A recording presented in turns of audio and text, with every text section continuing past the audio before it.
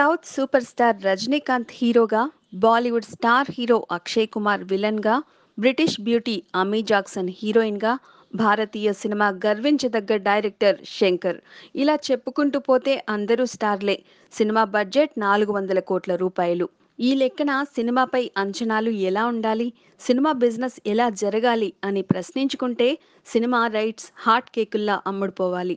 కానీ వీరందరి కాంబోలో వస్తున్న 2.0 సినిమాకు తెలుగులో ప్రీ రిలీజ్ బిజినెస్ ఆశించిన రీతిలో జరగడం లేదని ట్రేడ్ వర్గాలు చెబుతున్నాయి. తెలుగు 2.0ను హోల్సేల్గా అమ్మేయాలన్నది తమిళ నిర్మాతల ఆలోచన.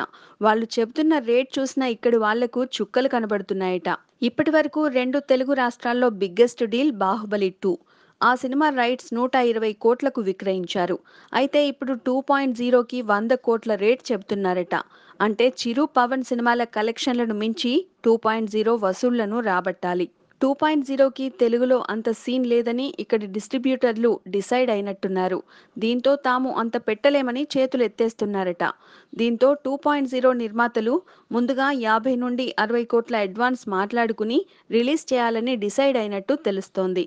ఈ సినిమా తెలుగు రైట్స్ కోసం పోటీ పడుతున్న జాబితాలో సాయి కొర్రపాటి టాప్లో ఉన్నట్లు తెలుస్తోంది. మరి చివరకు ఈ డీల్ ఎక్కడ క్లోజ్ అవుతుందో చూడాలి. Please subscribe. Hi, it's me Purna. Please subscribe.